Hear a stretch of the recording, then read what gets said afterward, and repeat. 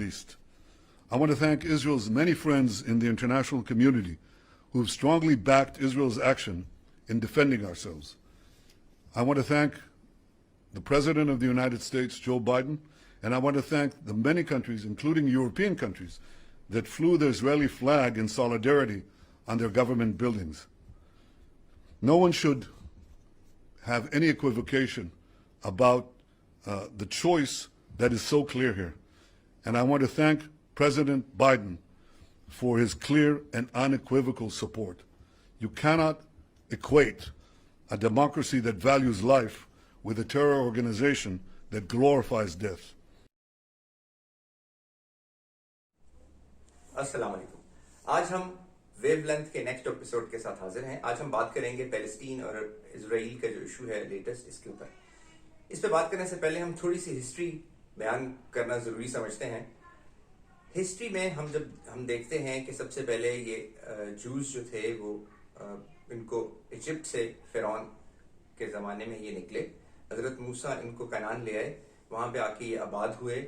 वहाँ पे आबाद होने के बाद दे प्रोग्रेस्ड, ये फले फूले, और उसके बाद ये दोबारा जो थे वो प्रॉमिस्ड लैंड यानी जेरूसलम में आ गए, वहाँ पे आबाद हुए। और जब सेकंड टेम्पल जो है उसको तबाह कर दिया रोमन्स ने, तो ये जो जूस थे यहाँ से वो बहुत सारी, क्योंकि रोमन एम्पायर का ये हिस्सा था, तो जूस ये इलाका जूस जो थे ये बहुत सारे यूरोप, जो आप प्रेजेंट डे यूरोप है, इसके अंदर चले गए।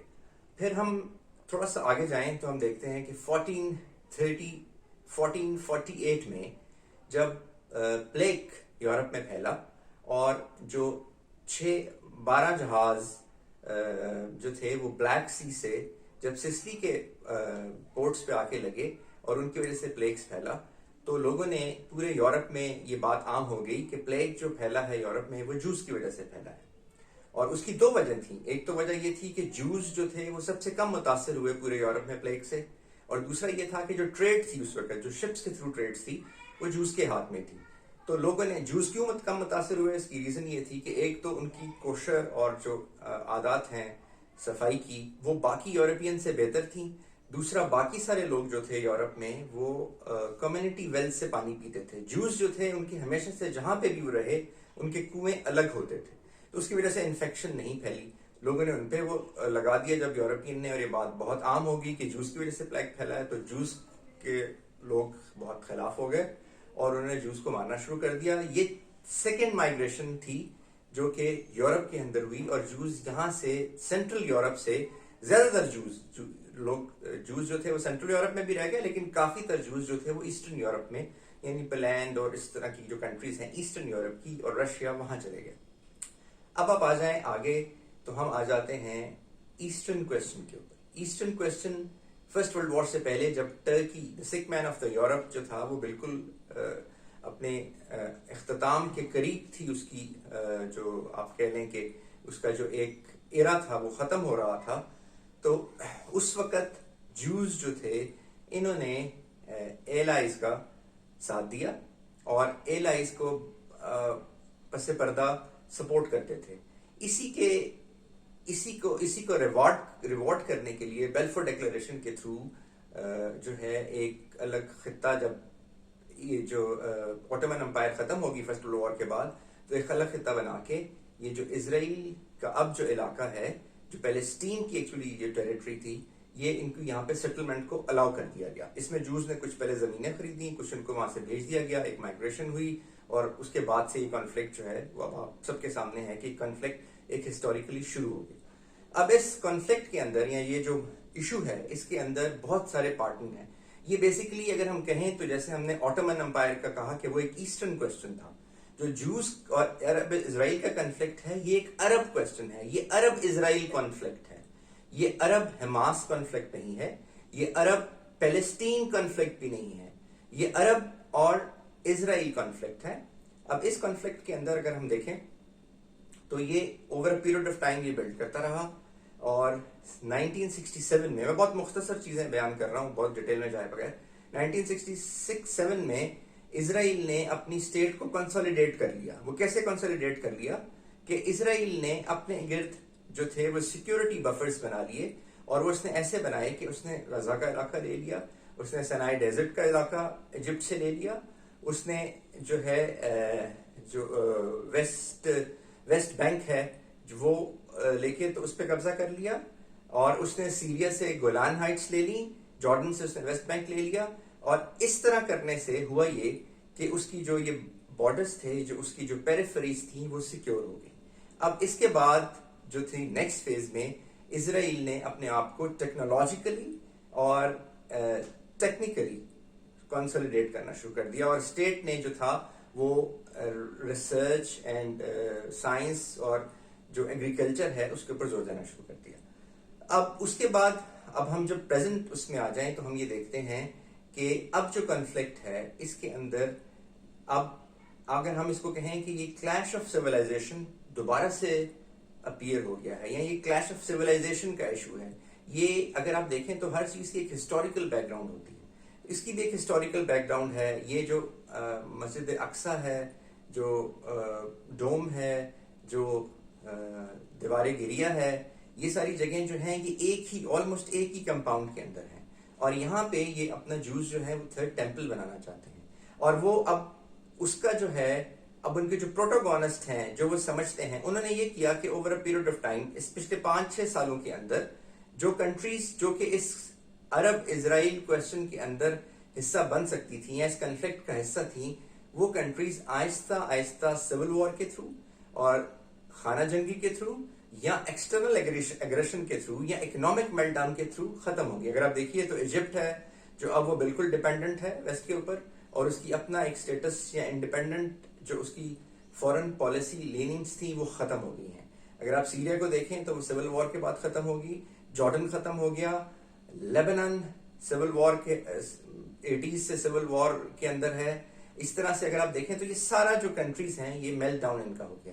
اب عرب کوسچن کے اندر یہ کوئی کنٹریز جو ہیں اس کنفلکٹ میں اسرائیل کو کنفرنٹ نہیں کر سکتی. حماس کو اگر آپ دیکھیں تو حماس کے بارے میں یہ کہا جاتا ہے کہ جی حماس نے 300 راکٹ فائر کی. جو حماس راکٹ فائر کر رہا ہے وہ کوئی اسرائیل کی ویپنری کے ساتھ کوئی اکویٹ نہیں کرتے. حماس کے جو ویپنز ہیں وہ بہت روڈیمنٹری میزائل ہے, جو کہ آپ سمجھ لیں کہ ہوم میڈ ٹائپ آف اے میزل ہے جو 16 سے 20 کلومیٹر کی رینج پہ جاتا ہے. اس کے اندر potassium nitrate as a fuel use ہوتا ہے, اور یوریا نائٹریٹ جو ہے وہ یوز ہوتا ہے ایز اے ایکسپلوسو, کیونکہ ان کے پاس TNT بھی اویلیبل نہیں ہے. یہ دونوں چیزیں وہ ہیں جو کہ آپ کو نارمل فرٹیلائزر سے مل جاتی ہیں. اسی طرح اگر آپ اس کو لنک کریں تو لیبنان میں جو آج سے 1.5 سال پہلے جو ان کی پورٹ کے اوپر ایک بہت بڑا دھماکہ ہوا تھا جس میں پورٹ اڑ گئی تھی, تو اس میں سارا کا سارا نائٹرک آکسائڈ تھا, اس میں سارا کا سارا یوریا کا جو سٹوریج تھی بہت ساری, جس پہ اسرائیل کو شک تھا کہ یہ جو یوریا اور یہ جو فرٹیلائزر ہیں یہ ایونچولی حماس یا حزب اللہ ان کے اگینسٹ استعمال کر سکتا ہے. اور وہ اڑ گئے. کیسے اڑے, کیسے کس نے اڑائے, ایکسیڈنٹ تھا یا ٹیررزم تھا یا ڈیلیبریٹ ایفرٹ تھی, یہ تو اب آج تک اس کا کسی کو پتہ نہیں چلا. اب ہم آ جاتے ہیں کہ اسرائیل جو ہے اب وہ چاہتا کیا ہے. اب آپ اگر دیکھیں تو ہم اگر یہ ایکسپیکٹ کریں کہ ابھی تک صرف پیلسٹین ایشو کے اوپر 1989 تک 131 UN ریزولوشن آ چکی ہیں, اور جو لیٹسٹ ریزولوشن ہے 2334 جو کہ 2016 میں آئی, جس میں یہ ڈکلیئر کیا گیا کہ یہ جو پیلسٹین ہے یہ ان کا حق ہے کہ ان کو ویسٹ بینک میں اور غزہ کے اندر they have the right to establish their state, یعنی 2 state جو سلوشن ہے اس کی بات کی گئی اور بڑے کلیئر ٹرمز میں کی گئی. اس کے باوجود آج اسرائیل اس کو ماننے سے انکار ہے اور اس پہ بالکل اپنی ہردرمی دکھا رہا ہے. اور اس نے وہ جو ریزسٹنس تھی, جو ڈپلومیٹک ریزسٹنس ہو سکتی تھی وہ بھی ختم ہو گئی ہے اس کی. جو اس کی ملٹری ریزسٹنس ہو سکتی تھی وہ ظاہر ہے انہی لوگوں سے ہو سکتی تھی, انہی کنٹریز سے ہو سکتی تھی جو اس کی پیریفری پہ ہیں, جن کا ایریا اس کنفلکٹ کے اندر آتا ہے, جیسے ویسٹ بینک, جیسے گولان ہائٹس یعنی سیریا اور جارڈن کا علاقہ, جیسے غزہ کا علاقہ, جیسے سینائی کا ڈیزرٹ جو کہ اس نے ایجپٹ کو واپس کر دیا, ایجپٹ ہے, جیسے لیبنان ہے. ان ساروں کو تو اس نے ان ایریاز کو تو اس نے ان کنٹریز کو تو آلموسٹ بائی انٹرنیشنل کنفلکٹس ان کی سٹے, ان کی سٹینڈنگ ختم ہو چکی ہے, اس کنفلکٹ میں نہیں آ سکتے. اب ہمیں دیکھنا ہے تو کیا OIC اس کا جواب دے گی, اب اس کا کیا ہوگا. اب لوگ ایکسپیکٹ یہ کر رہے ہیں, سوائے پاکستان, ٹرکی اور ملیشیا کے کسی نے ابھی اس آواز کو بلند نہیں کیا. آج یونائٹڈ نیشن سیکورٹی کونسل کا اجلاس ہوا جس میں بہت سارے ملک جو تھے انہوں نے اپنا کنسرن ظاہر کیا، لیکن کوئی کنکریٹ ریزولوشن ابھی تک اس کے اوپر نہیں آئی. اسی طرح اگر آپ دیکھیں تو آج ہی نتن یاہو نے دوبارہ کلیئر ٹرمز میں یہ کہا کہ ہم جو ہے وہ حماس کو نہیں چھوڑیں گے، اور اب دنیا کو یہ بتایا جا رہا ہے کہ یہ صرف حماس اور اسرائیل کا ایشو ہے، اور ہم اس کو حماس کو ایلیمینیٹ کر کے میٹیگیٹ کر کے ہم اس مسئلے کو حل کر لیں گے، جبکہ یہ حماس کا خالی ایشو نہیں ہے، یہ عرب کویسچن ہے اور عرب نے اس کا جواب دینا ہے. لیکن انفارچونیٹلی کوئی بھی عرب اسٹیٹ اس وقت اسرائیل کو جواب دینے کے، چاہے وہ ڈپلومیٹک جواب ہو، چاہے وہ تھرو لا لیگل جواب ہو یا ملٹری جواب ہو، کسی بھی صورت میں جواب دینے کے اس وقت پوزیشن میں نہیں ہے. تو اب ہوگا کیا اور ہمیں کرنا کیا چاہیے؟ ہمیں کرنا یہ چاہیے کہ اس وقت ہمیں انٹرنیشنل پریشر اسرائیل کے اوپر بلڈ کرنا چاہیے، اور جو مسلم امہ ہے، جو مسلم کنٹریز ہیں، اسپیشلی پاکستان، ٹرکی، ملیشیا کو یہ باور کرانا چاہیے دنیا کو کہ یہ حماس اور اسرائیل کا کویسچن نہیں ہے، یہ ایک عرب کویسچن ہے، اور اس کے لیے ایک گرینڈ عرب اور اسرائیل اور جو ویسٹرن پلیئرز ہیں ان کی ایک کانفرنس بلائی جائے، اور اس وقت تک جو ہے ان اٹراسٹیز کو یا اس ظلم کو جو اسرائیل کر رہا ہے اس کو یہاں پہ اسٹینڈ سٹل کر دیا جائے، اور دوبارہ سے یہ ساری ریزولوشنز جو اب شاید 140 کو کراس کر چکی ہیں، ان ساری ریزولوشنز کو سامنے رکھ کے، جن 140 کی 140 میں جو ہے وہ پیلسٹینینز اور ان کے ایشو کو بہت اچھے طریقے سے اجاگر کیا گیا، ان کو سامنے رکھتے ہوئے اس کا حل کیا جائے. اس میں چائنا اور رشیا جو ہیں وہ بھی جو ہے اپنا رول ادا کر سکتے ہیں، کیونکہ وہ اس کانفلکٹ کے اندر، اسپیشلی رشیا تو سیریا کے ساتھ ہمیں پتا ہے کہ وہ بہت ایکٹیولی اس کانفلکٹ میں انوالو رہا ہے. تو ہمیں یہ کرنا چاہیے کہ ہمیں ایک تو سوشل میڈیا کے اوپر یہ موومنٹ چلانی چاہیے پوری ویسٹرن ورلڈ کے اندر اور مسلم ورلڈ کے اندر کہ اس کا سلوشن جو ہے وہ ملٹری سلوشن نہیں ہے، اس کا سلوشن جو ہے وہ ڈپلومیٹک سلوشن ہے، اس کا solution through law and through history ہے.